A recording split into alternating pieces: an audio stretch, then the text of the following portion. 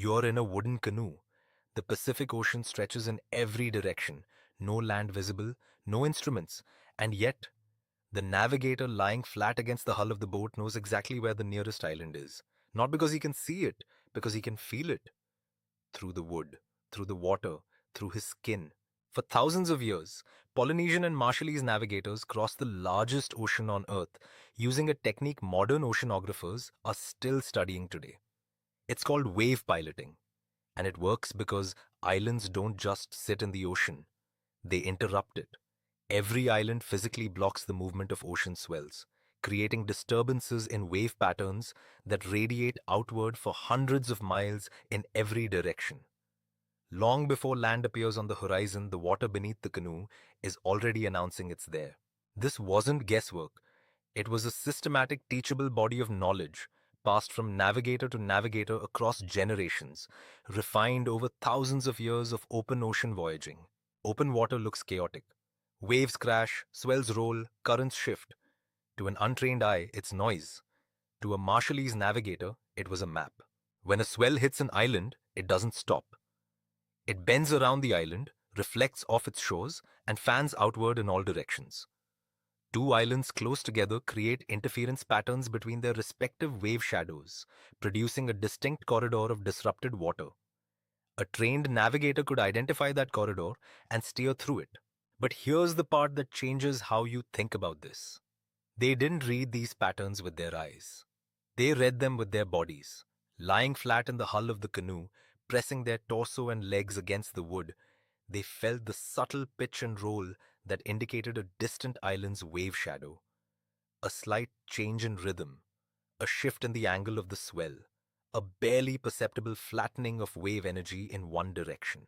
The information was traveling through water as physical pressure waves, not unlike sound waves, propagating outward from an island across enormous distances. The navigators had learned to decode underwater geography with their own bodies as the instrument. Stars played a role too. Pacific Islanders tracked the positions of stars, observed the sun's arc, and used celestial markers to hold their bearing across open water. But stars only work when the sky is clear. They tell you you're heading. They don't tell you where the land is. Wave piloting filled that gap. It was the system that activated when clouds covered the sky and every other cue failed. Navigators also cross-referenced other signals simultaneously.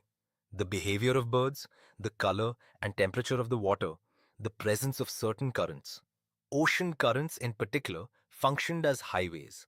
Specific current patterns were associated with specific routes, identifiable by feel and by the behavior of the water's surface. The result was a navigation system that was redundant by design.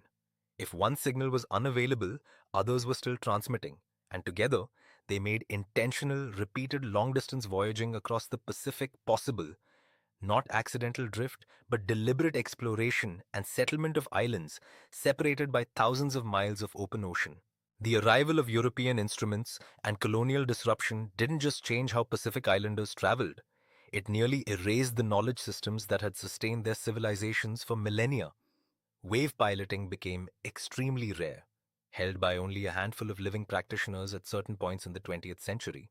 The Marshall Islands stick charts, physical objects made from palm ribs and shells, ended up in museum collections, often misunderstood by outsiders who assumed they were symbolic or ceremonial.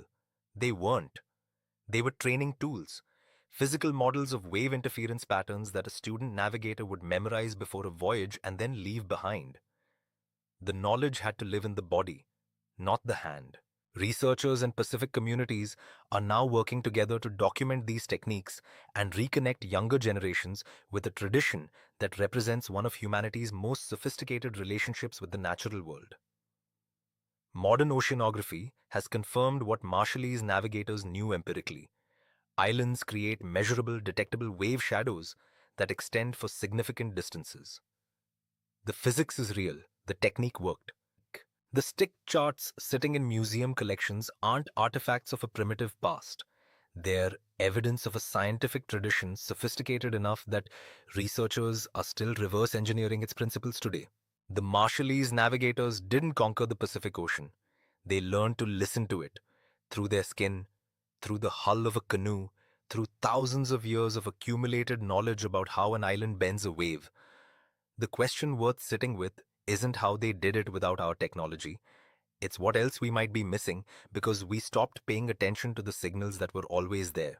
If this story made you think differently about what human knowledge can look like, subscribe. We tell stories like this every week, and the full article is waiting for you at factstormhub.com.